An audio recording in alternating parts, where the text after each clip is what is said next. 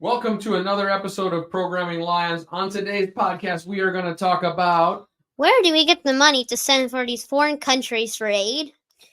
And why do we have daylight savings, and what is it for? Good questions. Let's get into it.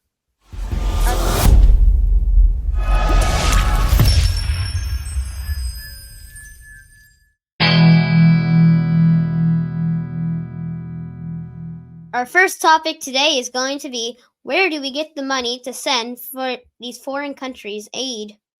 Will, you bring up a great question, which is where do we get the money to do this? There's been a lot in the news recently around the Israel-Palestine war and conflict and sending aid to that.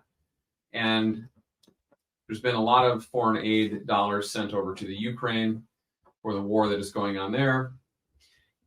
On today's podcast, we're not going to get deep into should we or should we not be allying or sending aid to these specific causes, but more so, where does the money come from? When we send them aid, where does that money come from? And so we'll dig pretty into deep that a bit and came up with some answers in terms of where does that money actually come from.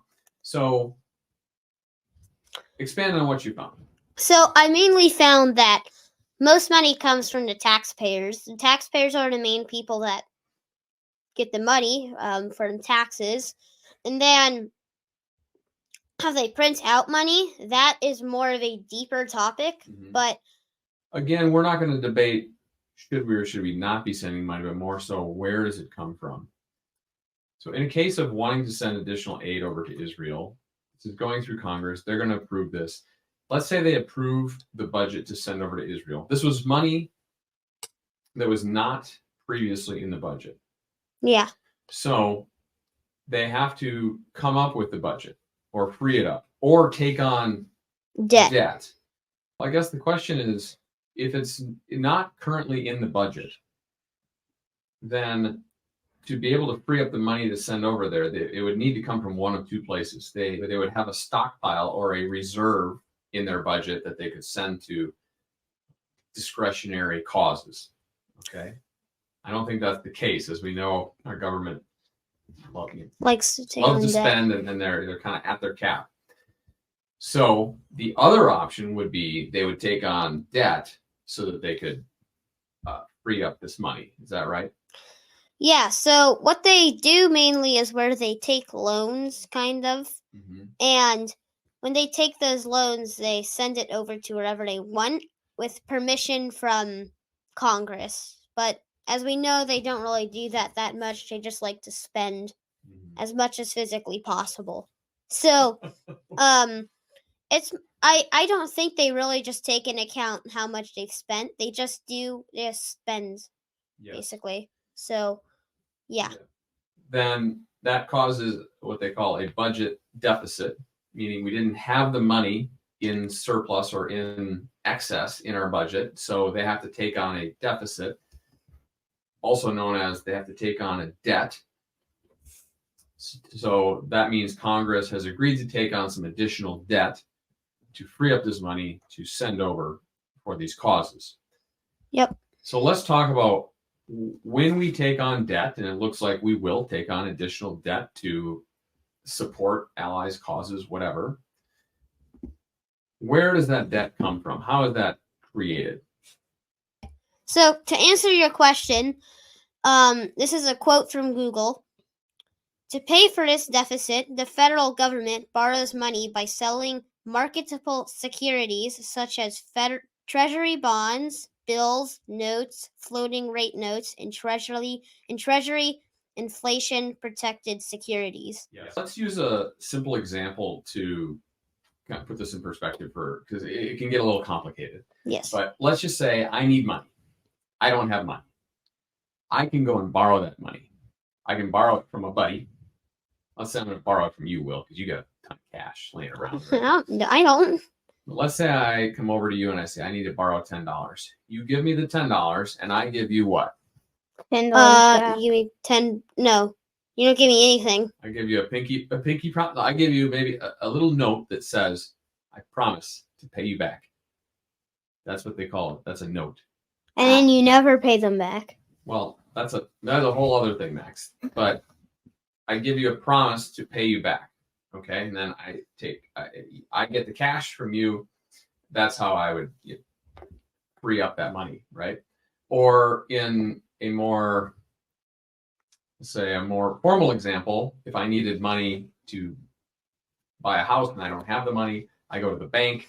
The bank gives me a loan. I sign a mortgage document that promises that I will pay them back over time, right? That's how that works. It's the same thing with the government. When they have to take on debt, they use these promissory notes or treasuries or T-bills, and they sell those to the public. They sell them to foreign countries, and that's how they free up the cash. Yes. Does that make sense? Uh-huh. Okay. If we boil this down, right now, the U.S. government and Biden in particular has proposed that we bring billions and billions of dollars more in aid to various causes overseas, primarily Ukraine and Israel. Mm-hmm. So we will then take on debt to send them cash. Does that make sense? Mm-hmm. Yep. Okay. So that's what's happening. That's sort of the mechanics of what is happening. Let's just say my buddy Jonathan, right? Yeah. Good guy, good friend, gets in a car accident. So, yeah. And he wants to sue the guy that ran into him. Okay? Oh, okay. But he doesn't have any cash. And so he's like, Matt, do you have some cash? And I'm like, well, I don't have any cash either. So I say, well, Jonathan, can you just, get the money somewhere? No? Okay.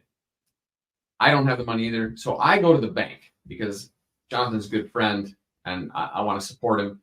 So I go to the bank and I take out a loan for, let's just say, $10,000. And then I give my buddy the $10,000. Meanwhile, I have a loan and a promise back to the bank for the $10,000. I've given the money to Jonathan with no questions asked. You're a good buddy. No need to pay me back, but I'll pay back the bank. What do you think about that? I'm kind of thinking if you give him the money, I kind of think he should pay you back if, like, if you grabbed out all those, then you can actually get some money to give to the bank again. But it's maybe most of the money that he got for suing the person who he got into a car crash with. Yeah. I think maybe you should give him the So first, if he did want that loan, you could maybe first give him the loan, and you could also give him the the sheet of paper or whatever. I don't know the name where you have to pay it back, and then you give that to him. The obligation to pay it back as well. Yeah, and then he also has to pay it back. Yeah. Well, that's not how these foreign aid things work. But think of it like this: if Jonathan's a good buddy, I want to help him out, right? Mm-hmm. Yeah, but you also don't want to go into debt or whatever. Well, I am going into debt to help him. Yeah, but still, then you want to get that back. No, I'm not going to get it back. Why? That's how it works. What? That's how foreign aid works. What? Okay. Now, let's move the scenario forward just a little bit. Let's say my buddy Brad also gets into a car accident right around the same time. Oh, God. And he's like, hey, I don't have any cash. Morfted, do you have cash? Nope. I'm in debt. No, I don't. I'm in debt. Up to my ear, I'm in debt. But the bank I can get money from the bank. So let me go get 10 grand from the bank and give that to you. No need to repay me. You're a good buddy. So now I'm 20 grand in debt, but I've helped out 2 friends. What do you think?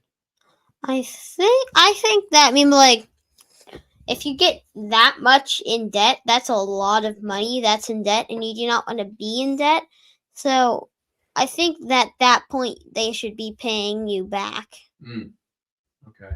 not just like you keeping it for some reason. Yeah. Yeah. Well, and then there's the question of like, well, what happens then if Eric, Justin, Dan, Andrew, Michael, Everyone else, basically. Gets into a they all car get a car crash. accident? They need money too. That's a lot more money you have to spend. Yeah. Well, then why don't they like Take on the debt? It'll be great. And when I'm gone, who pays for that debt? you? Isn't it the wife? I mean, the family. So I mean, if Or you're they'll gone, take it from our assets, meaning, you as my beneficiaries. What? Would they take, if I cannot pay the bank back, you as my beneficiaries would have to put forward the assets to offset the debt that I've taken, right, on any inheritance. Okay. So what I'm trying to explain is it's future generations that have at some to point, pay it back. somebody will have to pay back the debt, right? Yep. Yeah. Wow. So that's an interesting scenario. Again, we're not debating whether these are worthy or non-worthy causes. That could be another podcast.